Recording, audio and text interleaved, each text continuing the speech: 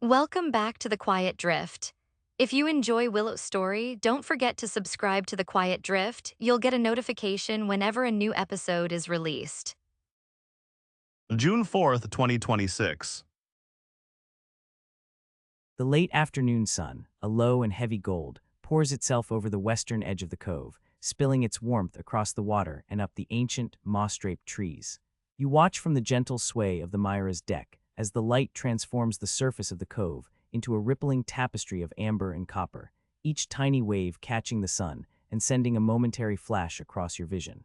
It is a light that feels ancient, almost liquid, seeping into the very pores of the weathered wood beneath your bare feet, warming the cool air that still holds a hint of the morning's mist.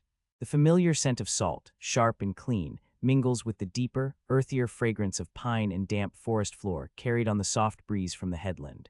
It is a scent that has become as much a part of you as your own breath, a comforting blend that speaks of wildness and belonging. High above, the rigging of the Myra hums a low, resonant tune, a soft metallic whisper against the vast silence of the cove, a gentle reminder of the boat's enduring presence. The sound rises and falls, a living breath in the still air, a rhythmic counterpoint to the distant, almost imperceptible murmur of the sea beyond the channel. A cormorant, sleek and dark, perches on the jagged rocks at the far side of the cove, its silhouette sharp against the shimmering water.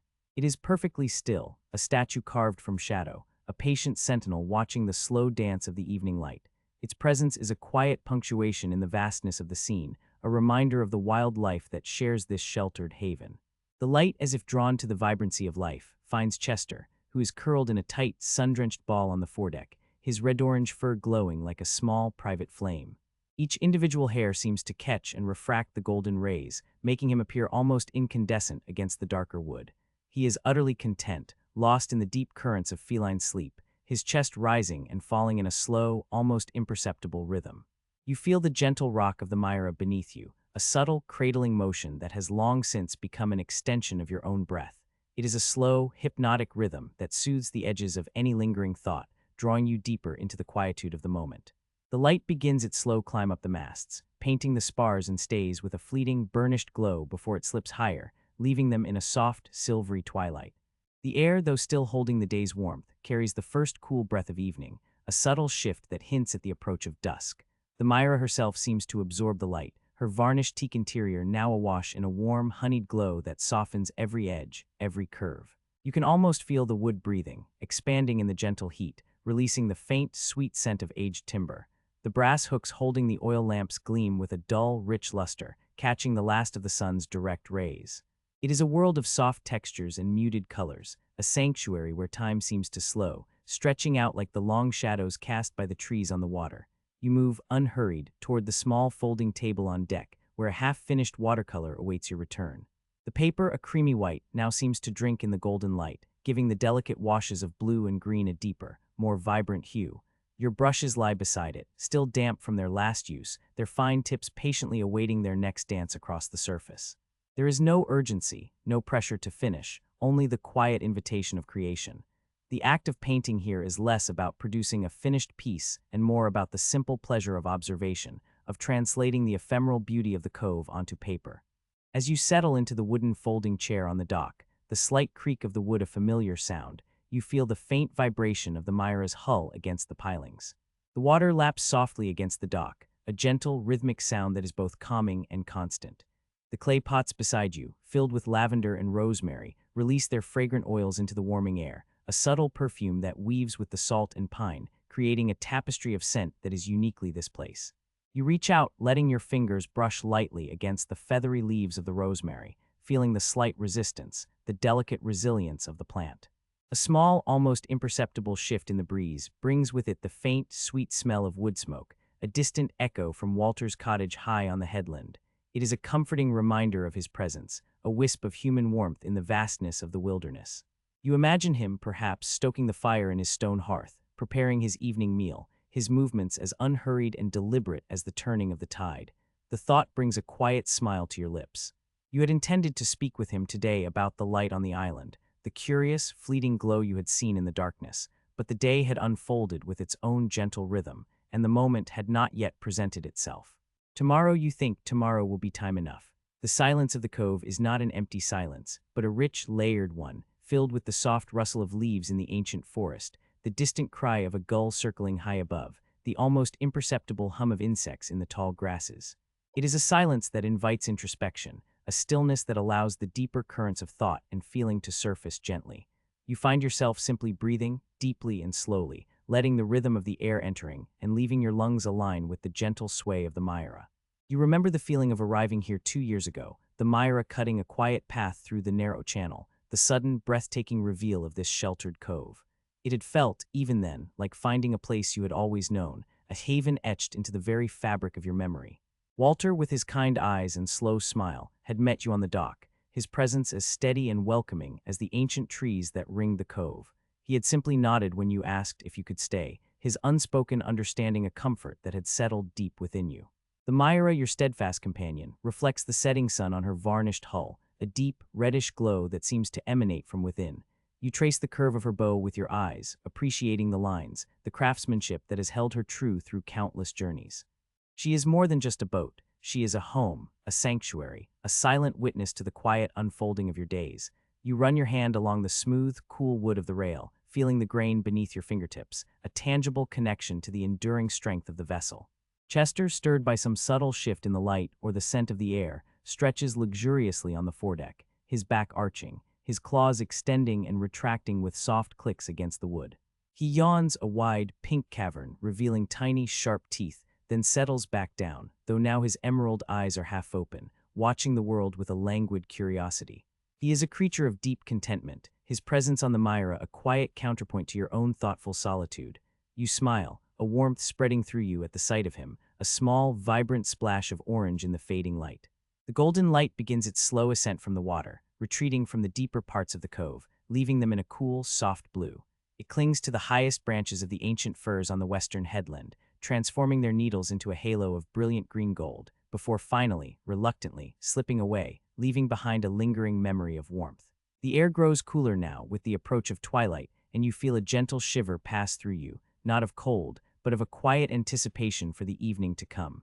The distant call of a loon echoes across the water, a mournful, haunting sound that seems to carry the very essence of the wilderness. It is a sound that has become a part of the evening ritual, a voice from the heart of the wild, and it always brings a sense of profound peace. You close your eyes for a moment, simply listening, letting the sound wash over you, feeling its resonance deep within your chest. It is a sound that connects you to something ancient, something timeless, a thread woven into the fabric of this quiet corner of the world. When you open your eyes again, the light has softened further, the vibrant golds now muted to a palette of rose and lavender, painting the clouds that drift lazily across the sky. The water reflects these gentle hues, creating an ethereal mirror, a world both above and below. The cormorant on the rocks remains, a steadfast silhouette against the deepening twilight, a silent companion in the slow descent of the day. You rise from the chair, the wood creaking softly in protest, and step back onto the Myra's deck. The warmth of the sun-drenched wood is still present, a lingering gift from the day. You move towards the galley, your movements unhurried, already anticipating the simple ritual of preparing a meal. The copper pots gleam softly in the dimming light, reflecting the muted colors of the interior. The ceramic dishes with their small blue flowers sit stacked neatly, awaiting their use. The thought of the island light returns, a soft flicker in the back of your mind. It had been an unusual sight, a brief, unexplained glow in the deep darkness. Walter, with his quiet wisdom and deep knowledge of the cove, would surely have some insight. You resolve, with a gentle certainty, to seek him out tomorrow, to share your curious observation, and to listen to whatever quiet wisdom he might offer. The question lingers, a soft thread of inquiry, but it is not urgent, merely a gentle curiosity to be explored in the unhurried rhythm of the days. For now, the soft embrace of the Myra, the quiet companionship of Chester, and the deepening twilight of the cove are enough. The afternoon light, now a softer gold, filters through the small cabin windows, illuminating dust motes dancing in the air like tiny, weightless stars. You watch as Willow's hands, agile and accustomed to the rhythm of the Myra, move with a quiet purpose. There is a gentle grace in her everyday tasks, a mindful presence in each small action. She sits on the edge of her berth, a linen shirt draped over her lap. A tiny tear, almost imperceptible, has appeared along a seam. Her needle, a fine sliver of steel, gleams in the low light as she threads it with a length of pale gray cotton. Her fingers, stained faintly with paint from her morning's work, pinch the fabric, aligning the edges with an practiced eye. You hear the faint, rhythmic whisper of the thread passing through the linen, a soft counterpoint to the distant cry of gulls circling high above the cove. It's a sound that speaks of care, of extending the life of things, of finding satisfaction in simple repair. As she mends, her gaze drifts, not with distraction, but with a quiet contemplation, over the familiar surfaces of the cabin, the warm gleam of varnished teak, polished smooth by years of hands and sea air. The brass oil lamps, dulled in places by the salt, but ready to cast their golden glow when twilight deepens. The small, built-in bookshelves, overflowing with well-loved volumes whose pages bear the faint scent of salt and time. Her eyes pause on a specific book, its spine worn thin, a ribbon bookmark peeking from its pages. It's a collection of sea shanties, its melodies often humming in her mind as she goes about her day, unspoken but present. Chester, meanwhile, has found a patch of late afternoon sun on the foredeck, his orange fur blazing like a small, domestic flame against the gray wood. He is meticulously grooming a front paw, his rough tongue making soft, scraping sounds. From your vantage point in the cabin, you can hear the gentle lapping of water against the hull, a constant, soothing presence that cradles the Myra in its liquid embrace. It's a murmur that has become as familiar as her own breath, a reminder of the vast, unseen world that surrounds this quiet haven. Once the mending is complete, the tiny stitches almost invisible, Willow folds the shirt carefully and places it on a shelf. Next, her hands turn to the ropes. On the small folding table, a coil of dingy painter lies waiting. It's a sturdy line, but the constant sun and salt water have begun to stiffen it in places. With a practiced motion, she begins to coil it slowly, evenly, her fingers testing the give of the fibers. Each turn of the rope is deliberate, a silent conversation between her hands and the material. She checks for any frayed strands, any signs of weakness that might need attention. The scent of hemp and brine rises faintly from the rope, a raw, elemental smell that belongs to the sea. As she works, her gaze falls upon a small, almost unnoticed detail on the cabin wall beside her. It's a small, intricately carved wooden fish, perhaps an inch long, secured to the teak with a tiny brass tack. She has seen it 100 times since she first stepped aboard the Myra, a silent, unassuming part of the boat's history. Today, however, something about the way the light catches its scales makes her pause. The wood, dark and smooth, feels incredibly old, worn by countless unseen hands. It's not a fish native to these waters. Its fins are too delicate, its shape too elongated, like something from a warmer, more distant sea. She traces its outline with a gentle finger, a faint question stirring within her. Who carved it, and why was it placed there so subtly, almost hidden in plain sight? It's a whisper of the Myra's past, a small, tangible link to lives lived aboard this vessel before her. The thought doesn't disturb her. Instead, it deepens the sense of connection she feels to the boat, to its silent stories. The coiled rope, now neat and ready, is placed carefully in its designated basket near the companionway. Her attention shifts to the small galley. The air within the cabin begins to carry the faint, comforting scent of herbs as she prepares her evening meal. From a small clay crock, she takes a few dried herbs, rosemary and thyme, harvested from the wild growth on the headland and carefully dried in the sun. She crushes them gently between her palms, releasing their fragrant oils. The simple act is a form of gratitude, a connection to the earth and its quiet offerings. A small ceramic bowl with a few potatoes and carrots sits on the counter. With a sharp paring knife, Willow begins to peel them, her movements fluid and unhurried. The peels fall in thin, continuous ribbons onto a piece of newspaper spread on the small folding table. The rhythmic scrape of the knife against the vegetables is a soft, domestic sound, a melody of sustenance. She hums a low, wordless tune as she works, a melody as old and comforting as the sea itself. As the vegetables are sliced and diced, ready for the small cast-iron pot on the stove, she turns her attention to the fire. The small wood stove, a sturdy heart in the Myra's chest, needs tending. She opens the small iron door, revealing the glowing embers within. A faint warmth radiates from the stove, a gentle invitation to linger. With a small, brass-handled poker, she carefully stirs the embers, coaxing them back to life. A few small pieces of kindling, dry and aromatic, are added, followed by a couple of split logs. The wood catches quickly, a tiny crackle turning into a soft roar as the flames begin to lick at the fresh fuel. The familiar scent of wood smoke, clean and earthy, fills the cabin, mingling with the herbal aromas from the galley. It's a smell that speaks of comfort, of shelter, of the enduring warmth against the encroaching chill of the evening. Chester, roused from his sun-warmed slumber by the shifting light and the subtle changes in the air, pads silently into the cabin.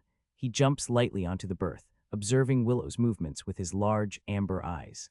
He settles himself, tucking his paws beneath him, a small, furry sphinx watching the world with quiet intensity. Willow then steps out onto the dock, carrying a small copper watering can. The two clay pots, one with lavender, the other with rosemary, stand sentinel by the Myra's bow. The plants, vibrant green and fragrant, have thrived in the salty air and the gentle sun of the cove. She pours a slow, steady stream of water into each pot, watching as the soil darkens and absorbs the moisture. The scent of the herbs, intensified by the water, rises into the air, a clean, sharp perfume that mingles with the briny tang of the sea. As she waters the plants, her gaze sweeps across the cove. The surface of the water is now a sheet of burnished copper, reflecting the deepening hues of the sky. The forest, a dense tapestry of greens, stands silent and watchful around the cove's edges, its shadows lengthening. A heron, a silent gray sentinel, stands motionless on the opposite shore, its long neck poised, its reflection a perfect mirror image in the still water. The air is still, save for the whisper of a faint breeze through the rigging of the Myra, a soft, almost imperceptible sigh. She lingers for a moment, simply breathing in the quiet beauty of the late afternoon. The sounds of the day are beginning to recede, replaced by the hushed anticipation of evening. The distant cry of a single crow echoes from the forest, a lonely, haunting sound that underscores the profound stillness. Returning to the cabin, the warmth from the stove welcomes her. She places the pot of vegetables and a small amount of water over the fire, and the gentle hiss of warming food begins. The rhythmic bubbling will soon fill the small space, a comforting promise of the meal to come. She washes her hands in the small basin, the cool water a refreshing balm. Her eyes catch on the worn spine of the sea shanty book again, and a small, almost imperceptible smile touches her lips. She imagines the voices that might have sung those songs, the hands that might have held that very book, the lives that have unfolded within these wooden walls. It's a sense of continuity, of belonging to a long line of quiet lives lived close to the sea. She settles back on the berth, pulling a soft woolen shawl around her shoulders as the light outside continues its slow fade. Chester, sensing her stillness, shifts slightly, purring softly, a low rumble that vibrates through the berth, a warm, living presence beside her. The sounds of the Myra, the gentle lapping against the hull, the sigh of the wind in the rigging, the soft crackle of the fire, all begin to weave together into a tapestry of peace. She closes her eyes for a moment, letting the quiet solitude of the cove seep into her bones, feeling the profound gratitude for this small, sheltered world. There is a deep contentment in these small, unhurried actions, in the simple rhythm of her days. The day's light continues to dim, painting the western sky with strokes of deep orange and violet, ushering in the gentle embrace of the evening. The afternoon light, which had held a soft, pearly quality for hours, now begins its slow, deliberate transformation. You are sitting on the weathered wooden dock, the familiar grain cool beneath your palm, and you watch as the day prepares to fold itself into evening. The air, which had been mild and carrying the scent of pine needles warmed by the sun, now holds a whisper of the coolness to come, a subtle shift that feels like the turning of a page. Through the narrow mouth of the cove, where the distant ocean unfurls its endless canvas, the sun begins its final, majestic descent. It is a spectacle you have witnessed countless times, yet it always holds a fresh wonder, a quiet reminder of the world's enduring rhythms. At first, the light is a rich, buttery gold, spilling across the water in a broad, shimmering pathway. Each ripple, each gentle swell, catches this liquid gold, transforming the surface of the cove into a tapestry of shifting light. The forest on the headland, which had been a deep, verdant green, now takes on a warmer hue, the ancient firs and cedars briefly bathed in an ethereal glow that softens their sharp edges. The leaves of the alders along the shore seem to ignite with an inner light, trembling slightly in the last warmth of the day. As the sun dips lower, the gold deepens, intensifying into a burning orange. It is a color that seems to vibrate, a warm pulse against the cooler blues of the sky above. The surface of the water reflects this fiery spectacle with remarkable fidelity, mirroring the sky with a perfect, unbroken image. The Myra, moored gently at the dock, seems to absorb this rich light into her varnished teak, her wooden hull glowing with a deep, honeyed warmth. The subtle curves of her lines, the delicate arc of her bow, are thrown into soft relief by the raking light. You notice the way the light catches the brass fittings on her deck, glinting with small, bright sparks that wink in and out of existence as the boat shifts almost imperceptibly with the tide. The air itself seems to thicken with color, carrying the scent of salt and the damp earth of the forest. A faint breeze, which had been absent for most of the afternoon, stirs from the west, carrying with it the distant murmur of the open sea. It is a sound that is both comforting and expansive, a reminder of the vast, untamed world beyond the sheltered quiet of the cove. You close your eyes for a moment, simply absorbing the feeling of the breeze on your face, the gentle coolness that is now beginning to assert itself. When you open your eyes again, the orange has begun its transition into a soft, delicate pink. This is perhaps the most fleeting phase of the sunset, a pastel whisper that paints the clouds in the western sky with strokes of rose and lavender. The water, no longer a fiery mirror, now reflects these softer hues, taking on a pearlescent quality. It is as if the cove itself is holding its breath, hushed and reverent under the unfolding beauty. The forest, too, participates in this transformation, its greens now muted, subtly tinged with the pink and purple light. The shadows, which had been long and sharp, begin to soften, their edges blurring into the approaching dusk. You stand from the dock, your movements slow and unhurried, and walk to the bow of the Myra. Placing your hands on the cool, smooth wood of the bowsprit, you lean out slightly, gazing toward the horizon where the last sliver of the sun is just disappearing below the line of the sea. It is a moment of profound stillness, a deep breath taken by the world. The pink deepens, then begins to fade, giving way to the rich, deep blue of twilight. This blue is not a uniform color. It is layered, nuanced. Directly above the vanished sun, there is still a hint of lingering warmth, a faint peach fading into a soft amethyst. But higher in the sky, and spreading outwards, the blue deepens into an indigo, a color that holds the promise of the night to come. The water of the cove reflects this deepening blue, becoming a vast, still expanse of dark sapphire. The forest now appears as a silhouette, a ragged, majestic line against the evolving sky, its details softened, absorbed into the deepening shadows. The temperature continues its gentle descent. You feel a distinct coolness in the air now, a crispness that suggests the dew will soon begin to settle on the leaves and the deck.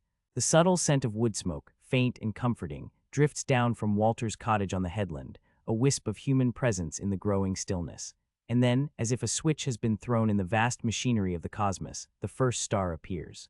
It is a tiny pinprick of light, almost shy in its appearance, but undeniably there, a diamond against the velvet blue.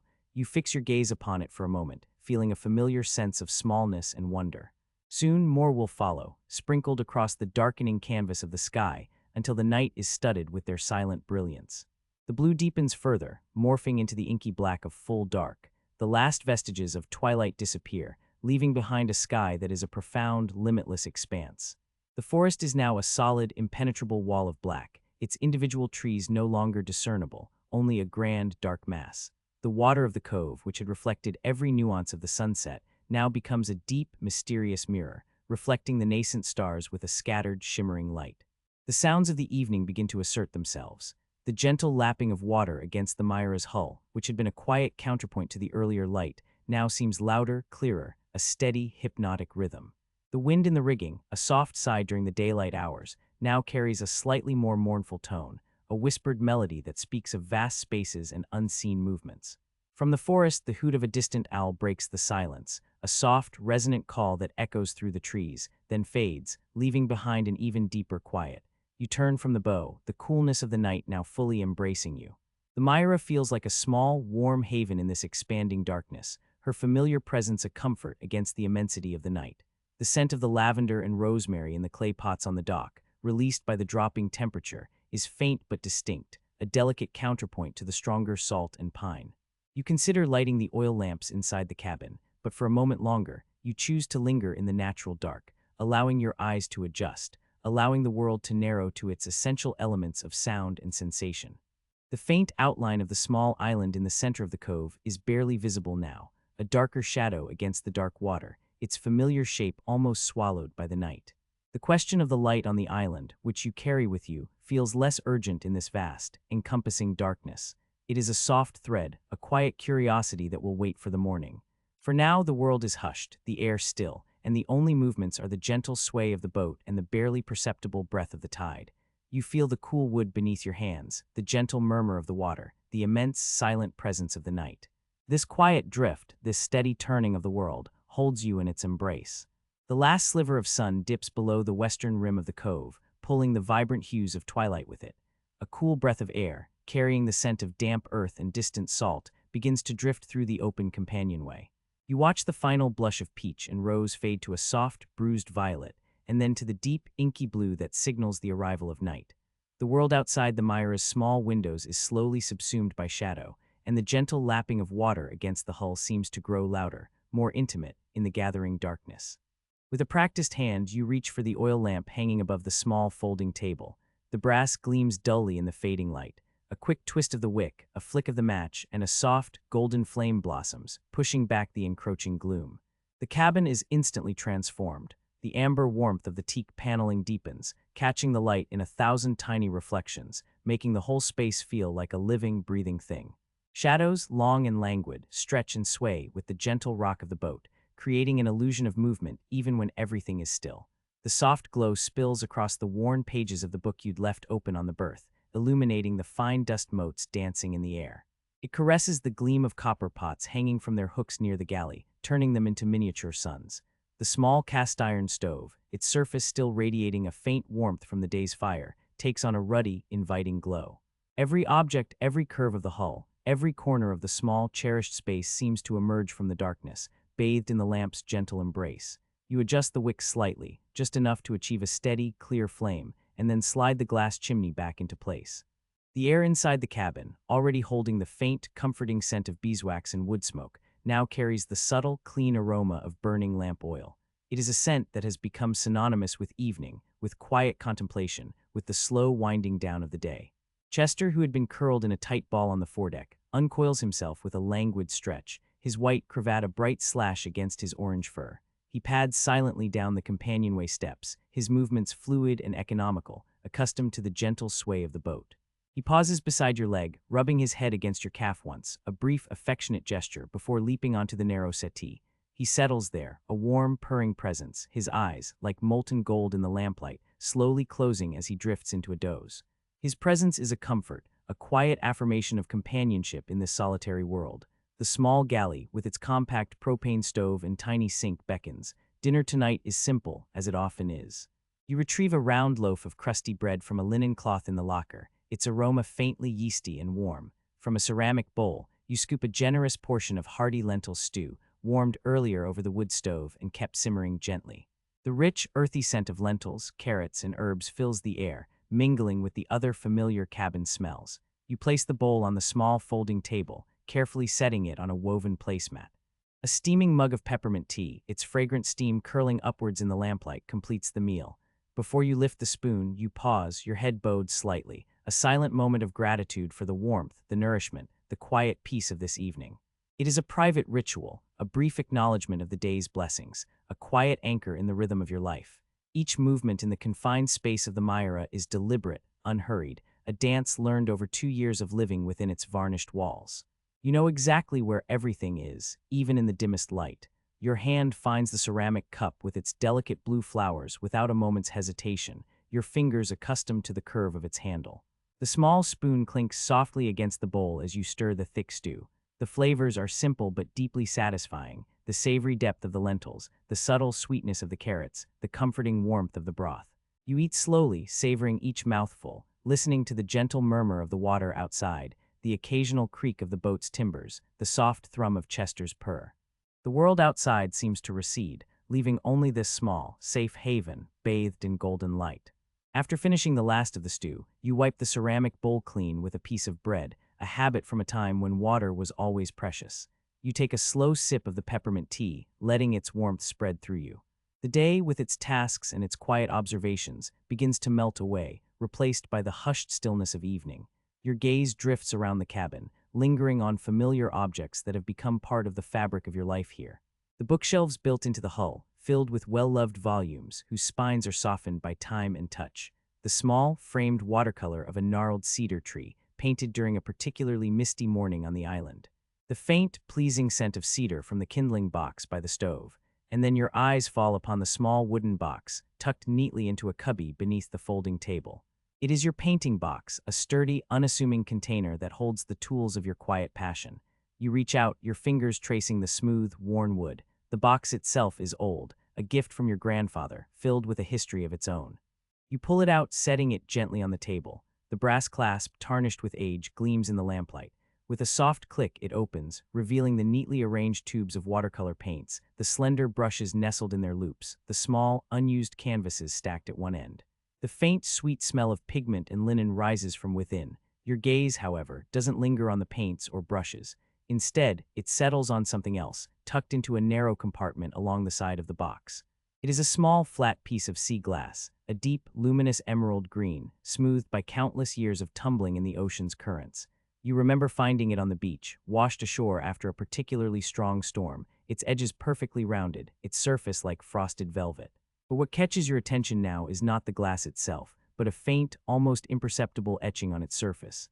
In the soft lamplight, holding the glass close, you can just make out a tiny, stylized bird, its wings outstretched as if in flight. It is not something you remember seeing when you first found the glass, nor during the many times you've held it in your hand, turning it over and over, admiring its deep color. You run your thumb over the etching, feeling the almost imperceptible indentation.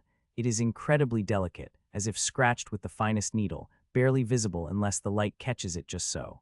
A tiny peregrine falcon, perhaps, or a swift, its form elegant and streamlined. A small frown creases your brow, not of concern but of quiet curiosity.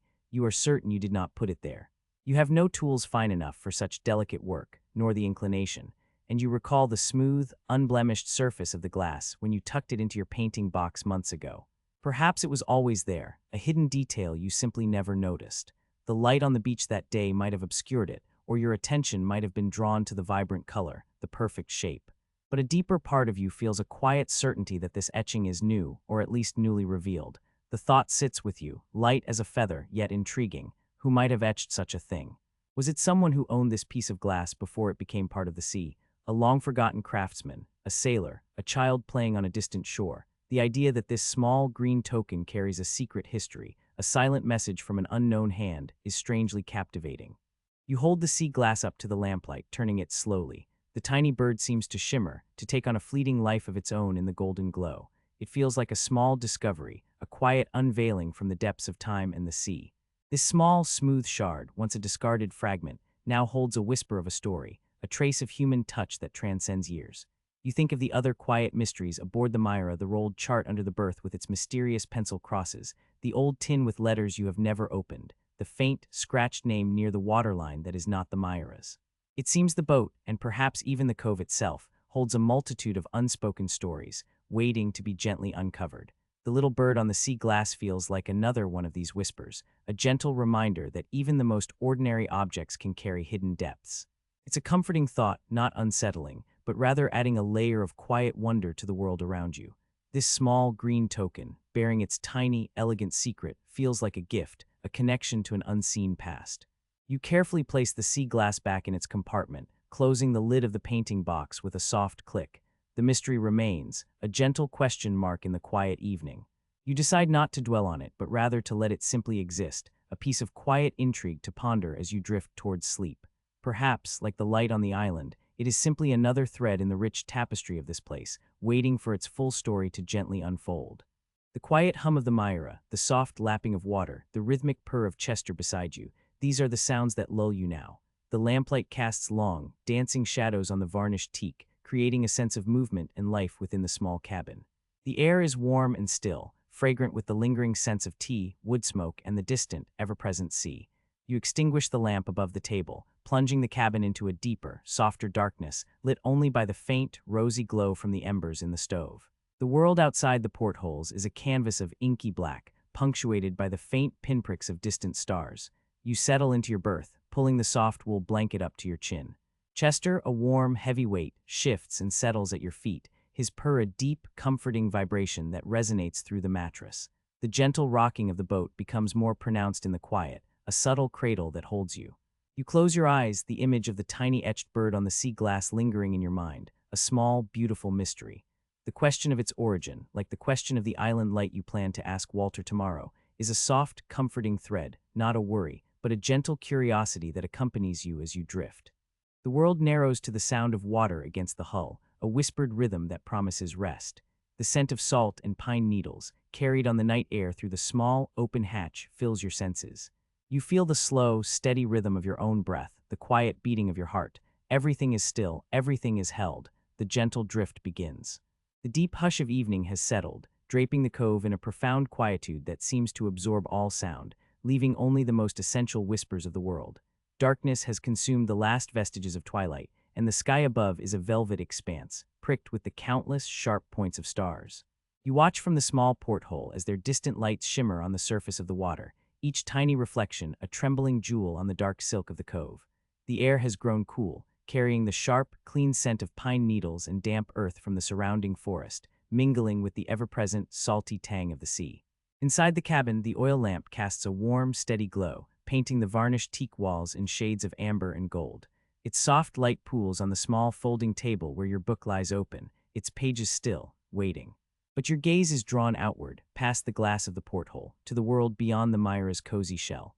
The dark, rounded shape of the island, some 400 meters across the water, is a deeper black against the starry sky, its silhouette a familiar, comforting presence. There are no lights on the island, only the primal darkness of its ancient trees.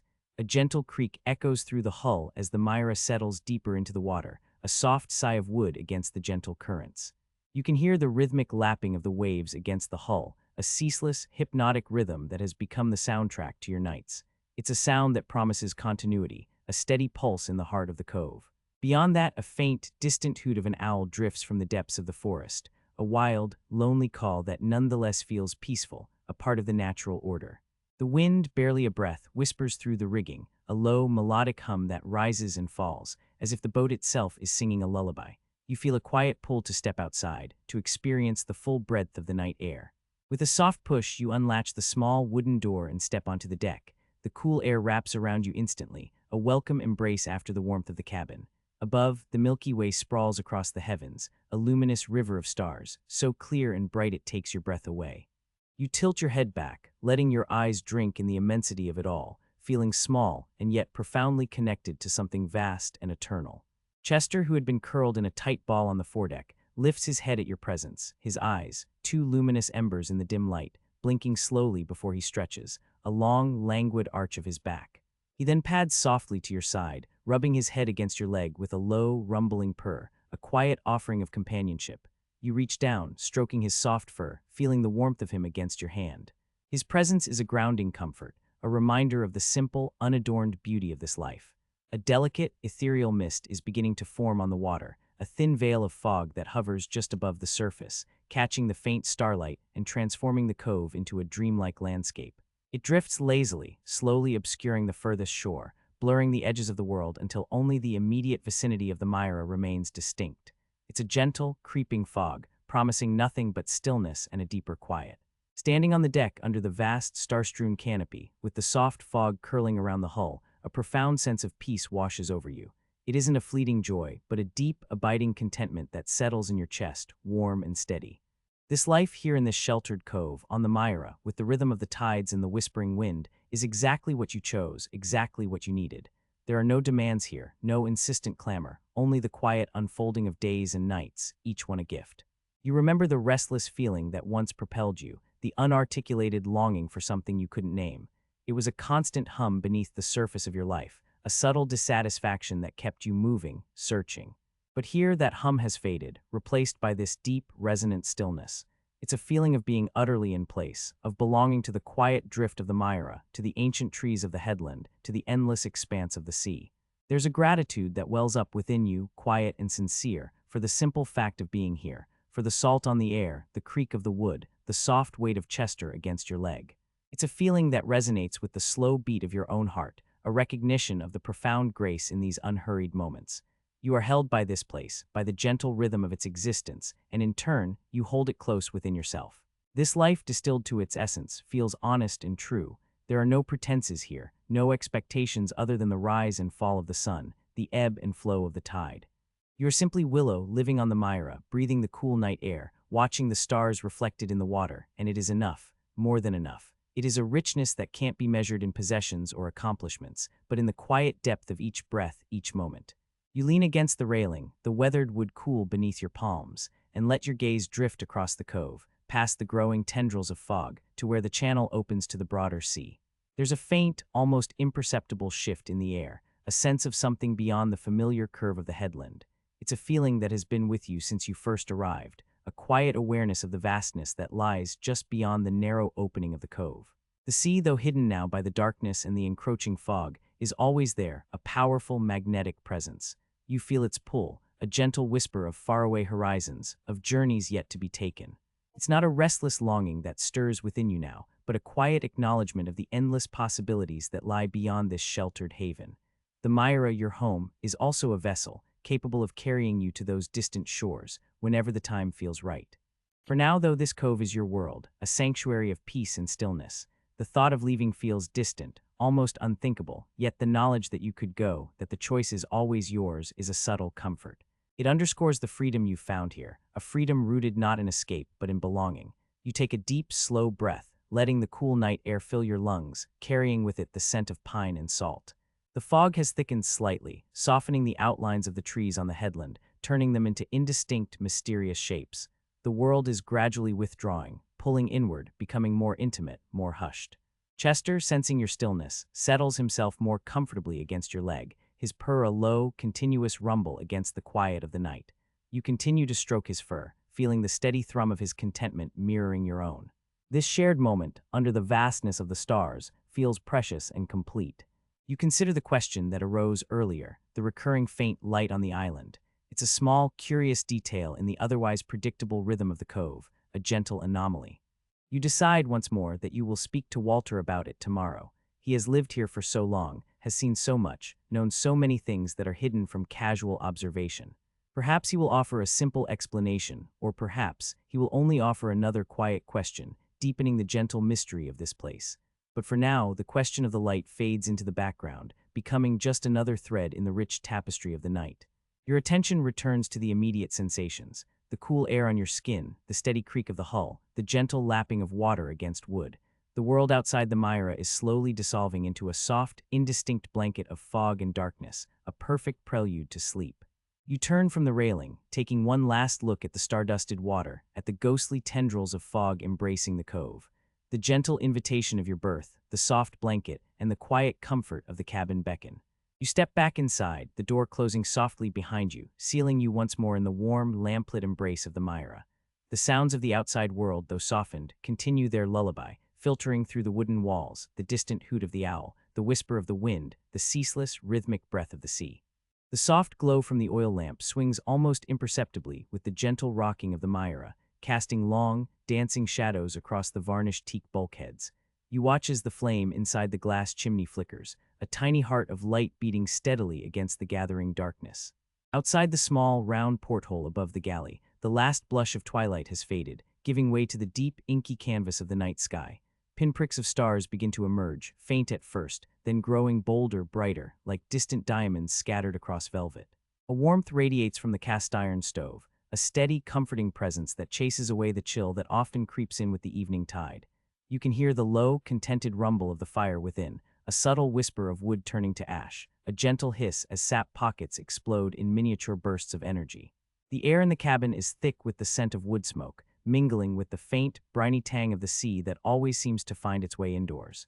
It is a smell that has become synonymous with home, with safety, with the quiet rhythm of life in this sheltered cove.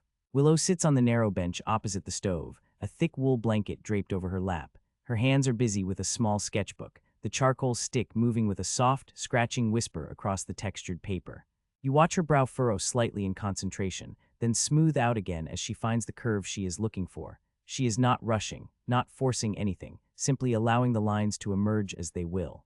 Sometimes she sketches the familiar shapes of the cove, the gnarled branches of the ancient firs, the graceful arc of a gull's wing, the intricate pattern of waves on the water.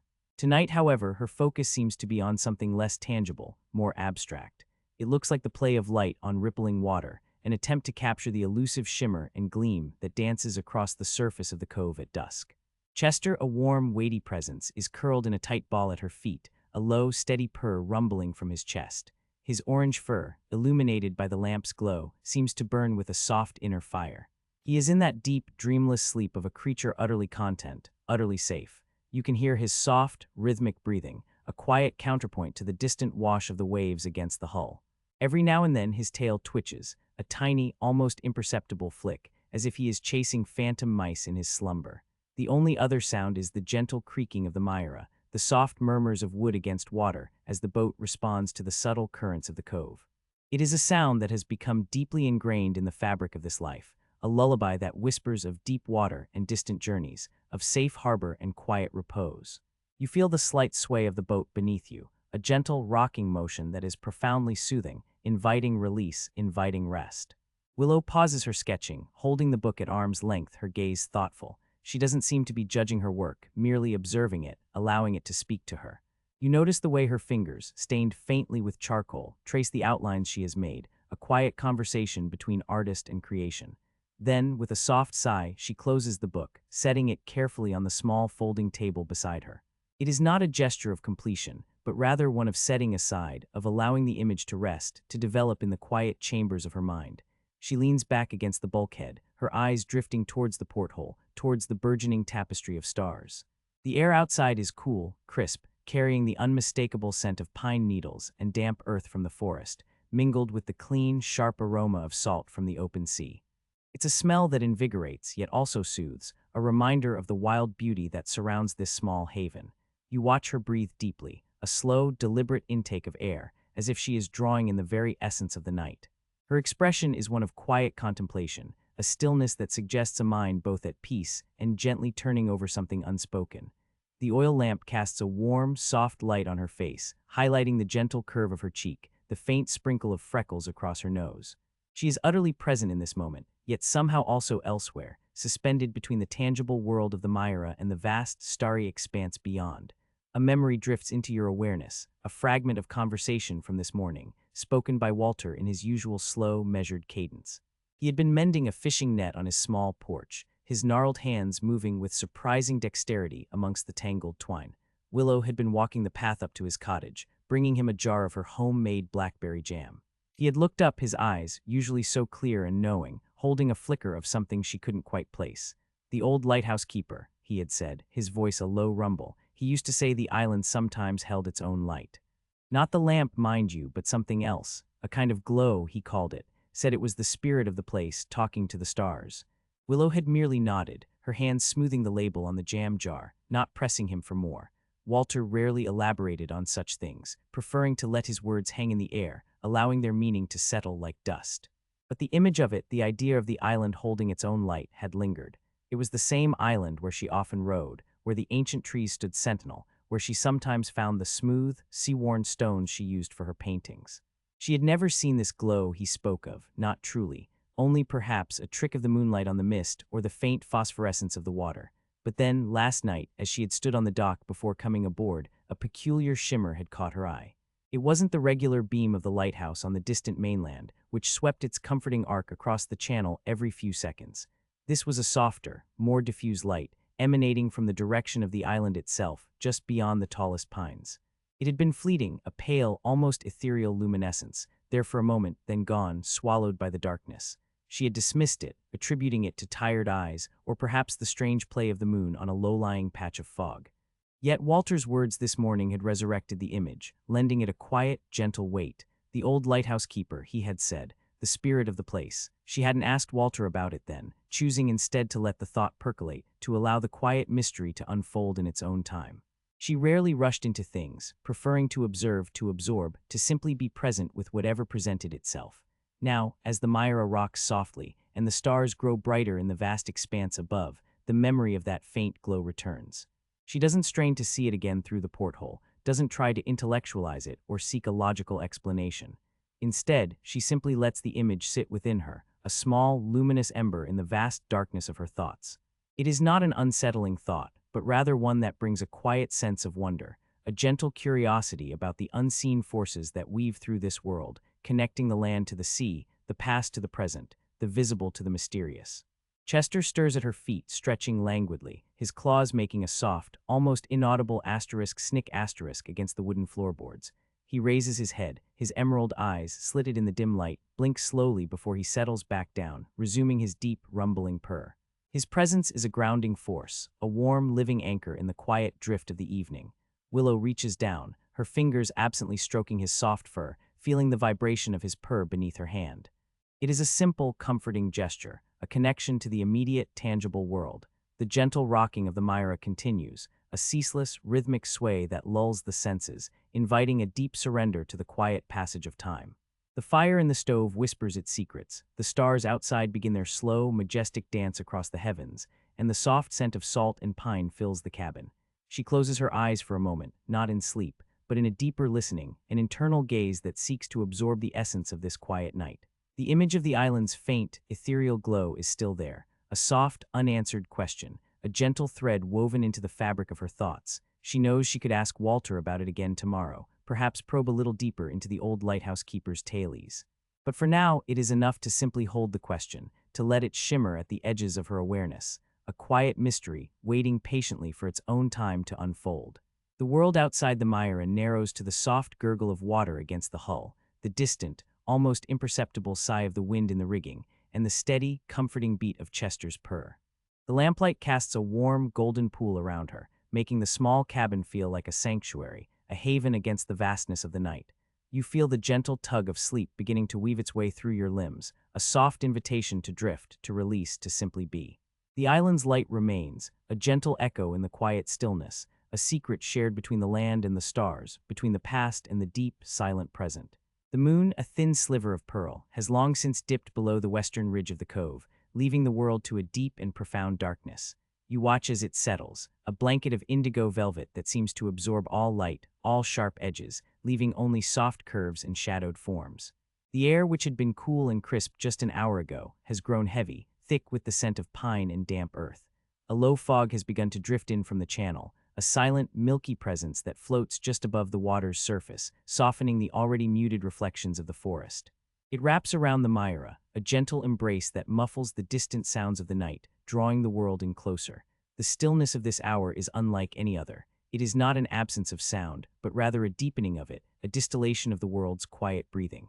You can hear the water now, not as waves breaking or currents flowing, but as a soft, almost imperceptible sigh against the hull of the Myra. It is a sound that has woven itself into the fabric of your sleep, a lullaby that has cradled you through countless nights in this cove. Each tiny lapping sound is distinct, a whisper against the aged wood, a gentle promise of rest. Above, in the rigging, a faint, rhythmic creak begins, the wooden mast settling deeper into its steps, a conversation between the boat and the unseen currents of the air. It is a familiar sound, one that speaks of the Myra's long life, her steadfastness through countless seasons.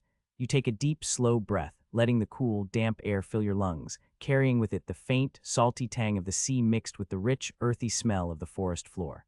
It is a scent that has become home, a signature of this quiet place. The single oil lamp, turned down to its lowest flicker, casts a warm, buttery glow across the small cabin, deepening the shadows in the corners, making the varnished teak gleam like polished amber. The flame itself is almost entirely still, a tiny heart of light beating softly in the surrounding darkness. You move with an unhurried grace, each action deliberate, mindful. Your hands reach for the small cast iron stove, its surface still radiating a comforting warmth from the banked fire within. You lift the lid of the ash pan, and with a small, curved poker, gently stir the glowing embers. A faint shower of sparks dances upwards, brief, bright stars in the dim cabin, before fading into the deep red glow. You carefully add a few small, dry pieces of kindling, arranging them just so, a whisper of a promise for morning's quick awakening. The stove sighs contentedly, a low hum that adds to the symphony of the night. You close the lid and the cabin settles back into its profound quiet, punctuated only by the soft click of the latch. Next, you move to the small folding table, clearing away the last remnants of your evening meal. The ceramic dishes with their delicate blue flowers are stacked quietly, ready for washing in the morning. You wipe the table with a damp cloth, feeling the smooth, cool wood beneath your fingertips. Each movement is a small ritual, a way of preparing the space for the deep rest of the night. The table folds down with a soft asterisk thud asterisk, returning the small cabin to its open, uncluttered state. You find yourself drawn to the small porthole above the galley, peering out into the soft, swirling fog. It has thickened now, a luminous shroud that makes the familiar outlines of the dock and the surrounding trees indistinct, dreamlike. The world outside the Myra has been softened, blurred, as if painted by a watercolorist using only the most delicate washes of gray and white. You can no longer see the distant headland, nor the faint shimmer of the channel leading to the open sea. There is only the immediate world of the cove, embraced by the mist held in its gentle mystery. A faint sound, a rustle of fur and a soft thump draws your gaze downward. Chester, who had been curled in a tight ball on the small woolen rug beside the stove, now stretches, a long, languid arch of his back, his orange fur a warm splash of color in the lamplight. He yawns, a tiny, silent opening of his mouth, before dropping lightly to the floor. He walks with a deliberate, unhurried pace, his tail held high, a question mark in the air. He circles your legs once, a soft brush of his fur against your trousers, before making his way to the sleeping berth in the bow. You follow him, a quiet smile touching your lips. The berth, with its worn woolen blanket and soft pillow, beckons. You slide off your worn canvas shoes, placing them neatly beneath the small shelf. You smooth the blanket, arranging it just so, a small act of care for the space that holds your rest. The air in the berth is cool, fresh, carrying the faint, clean scent of the laundered linen. Chester has already jumped onto the berth, circling twice at the foot before settling into his usual spot. You can hear the soft asterisk puff asterisk as he arranges himself, his body a warm, solid weight against the blanket. You feel a wave of gratitude for his silent companionship, for the quiet rhythm he brings to your solitary life. You reach for the small leather-bound journal that rests on the narrow shelf beside the berth. You run your thumb over its smooth cover, feeling the slight indentation of the embossed pattern. You don't write in it every night, but sometimes, when a thought or an image feels particularly poignant, you find yourself drawn to its pages. Tonight, however, the words feel distant, unnecessary. The quiet of the cove, the soft breath of the fog, the gentle presence of Chester speak more eloquently than any words you could possibly write. You gently place the journal back, your fingers brushing against the spine of a well-loved book, its pages softened by countless readings. It's a collection of old poems, their words like quiet songs, but tonight even they feel too much, too loud for the profound stillness that has settled upon the Myra. You turn your attention to the oil lamp, its flame still unwavering. With a slow, steady hand, you reach for the small brass knob, twisting it gently. The flame responds, shrinking, dimming, becoming a tiny ember of light. The shadows in the cabin deepen further, becoming almost solid, pushing in from the corners, embracing you in their soft, velvety embrace. The cabin seems to hold its breath, waiting. You slip beneath the woolen blanket, feeling its familiar weight settle over you. The cool linen against your skin is a welcome contrast to the warmth of the day. You shift slightly, finding the familiar hollow in the mattress, the perfect curve for your body. Chester, at the foot of the berth, lets out a soft, contented sigh, a tiny vibration that travels up through the blanket. You close your eyes, but the world does not disappear. Instead, it seems to sharpen, to deepen. You can feel the gentle sway of the Myra, a subtle, rhythmic motion that is almost imperceptible, a cradle rocking you into sleep. The water continues its quiet conversation with the hull, a soft, murmuring whisper, a secret shared between the boat and the sea. The creak of the mast overhead, the faint rustle of the fog outside, the distant, almost imperceptible hoot of an owl from the forest, all these sounds become part of the quiet drift towards sleep. Your thoughts, which had been so clear and distinct earlier in the evening, begin to blur, to soften at the edges. The question about the island light, the one you had resolved to ask Walter tomorrow, floats to the surface of your mind, a small, luminous thought in the deepening darkness. It is not a demand for an answer, but a gentle curiosity, a thread that connects you to the mysteries of this quiet world. You picture Walter's kind, weathered face, the way his eyes crinkle at the corners when he smiles, the slow, thoughtful cadence of his voice. You imagine the way he might answer, perhaps with a story, perhaps with a knowing look that says more than words. The anticipation of that conversation is not a worry, but a warm, pleasant feeling, a small light in the darkness of your mind. The air in the berth is growing stiller now, heavier with the promise of sleep. The last vestige of the lamp's glow has faded, leaving the cabin in almost complete darkness, broken only by the faint, diffused light of the fog filtering through the porthole, a soft, gray luminescence that hints at the world outside. You feel the slow, steady rhythm of your own breathing, each inhale a soft drawing in, each exhale a gentle release.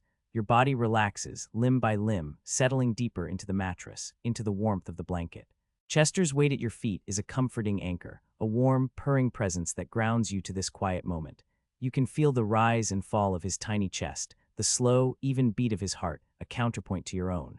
The world outside the Myra has narrowed now, shrinking to the confines of the berth, the warmth of the blanket, the soft weight of the cat. The sounds of the cove, once distinct, now blend into a single harmonious hum, a lullaby woven from water and wind and the deep, abiding silence of the night. You feel yourself drifting, a boat on a calm sea, carried gently by the quiet current of sleep. The unanswered question of the island light a soft, shimmering star on the distant horizon of your dreams.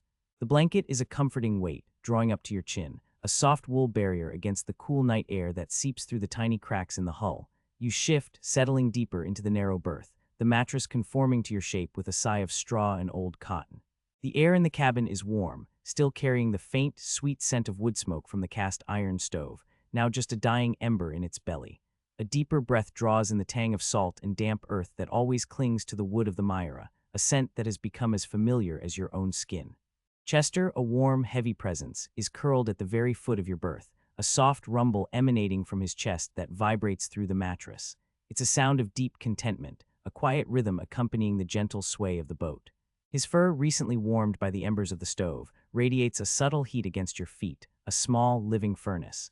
You can feel the rise and fall of his breathing, steady and deep, a quiet counterpoint to your own. Outside the thin wooden planks of the hull, the cove is utterly still. The water, a dark, reflective mirror, laps with the softest whisper against the curve of the Myra's bow. It's a sound so subtle it's almost not there, a barely perceptible shush asterisk in sigh, asterisk shush asterisk in sigh, a lullaby woven from the sea itself. Sometimes in the quietest hours, you imagine you can hear the deep, slow pulse of the ocean beyond the narrow channel, a vast, breathing presence out in the dark. But tonight, it is only the immediate, intimate sound of the Myra, cradled and holding. The oil lamp, turned to its lowest flicker, casts a buttery glow across the varnished teak of the cabin walls. The light dances barely on the polished brass of the porthole frames, creating soft, shifting shadows that blur the edges of the small space. It's a light that soothes rather than illuminates, a warm, living presence that speaks of safety and quietude. You watch the tiny flame, a steady heart in the darkness, and feel the gentle pull towards sleep, a slow, soft descent. Your eyelids grow heavy, then heavier still. The soft light of the lamp begins to blur, its edges softening, dissolving into a warm haze. The world outside the berth, outside the Myra, begins to recede, drawing back like the tide. It is only here in this small, safe space that everything exists. The warmth of the blanket, the soft scent of wood smoke and salt, Chester's steady weight, the rhythmic purr that vibrates through the mattress. The boat rocks a tiny, almost imperceptible motion, a gentle cradle. It rocks and sways, sways and rocks, a small, rhythmic dance on the water. The water whispers against the hull, shush. Shush, a soft, persistent sound. Shush, shush. It whispers secrets of the deep, secrets of the dark, but they are quiet secrets, meant only for the sleeping. Your breath deepens, slows. Each inhale pulls in the cool, clean air. Each exhale releases a soft sigh into the quiet cabin. Breathe in, breathe out. A simple, profound rhythm. The rhythm of life, the rhythm of sleep. The lamp flickers, a tiny heartbeat of light. Flicker, flicker. It shrinks, drawing inward, becoming smaller and smaller. The shadows on the teak walls stretch and fade, becoming soft gray blurs. The cabin grows dim. The cabin grows quiet. Chester's purr is a constant, a warm engine of contentment. Purr, purr. It is a sound that holds you, a sound that assures you. You are not alone. You are safe. Purr, purr. The sound fills the small space, a gentle vibration against the silence. The water whispers, shush, shush. The boat rocks, sway, rock, sway. These are the ancient rhythms, the rhythms of the earth, the rhythms of the sea. They have always been here. They will always be here. They carry you. They hold you. Images drift through your mind, soft and formless. The path through the tall grass, swaying in the afternoon sun. The deep green of the forest, silent and watchful. The glint of light on the water, far out in the channel. The taste of warm tea, the scent of lavender from the dock. Small, unhurried moments. They float like fallen leaves on a still pond, settling then drifting away. The warmth of the blanket, the weight of Chester, the soft purr. The whispering water, the gentle rock. These are the anchors. These are the tethers. They hold you to this moment, to this place, as you drift further and further towards the edge of sleep. Your body feels heavy, deliciously heavy. Each limb a weight sinking into the mattress. Your eyelids are pressed shut, refusing to open. The world outside has dissolved, leaving only the inner landscape, soft and shifting. The Myra, your small, safe world, rocking, whispering. Holding, the sounds grow fainter. The light grows dimmer. The senses narrow, focusing inward. The warmth, the weight, the breath. A quiet calm settles over you, deep and pervasive. It is the calm that comes after a day well lived, after small, unhurried tasks, after the quiet beauty of the world. It is a gift, this calm, a blanket woven from the stillness of the cove and the gentle rhythm of the sea. The last conscious thought that surfaces, gentle as a bubble, is of the light on the island. It was so faint, so fleeting, but it was there, and you will ask Walter tomorrow, a small, quiet question to carry into the morning. The lamp, its wick almost consumed, gives a final, tiny flicker. Then with a soft sigh it is gone. Darkness, soft and absolute, enfolds the cabin. Chester's purr continues, a warm, resonant hum in the velvety quiet. The Myra rocks, a gentle, steady motion. The water whispers its unending lullaby against the hull. You are held, you are safe, you are asleep. This is the end of today's episode. Did you listen to the whole story? Share your experience in the comments. Don't forget to subscribe to The Quiet Drift. We'll be back tomorrow. Until then.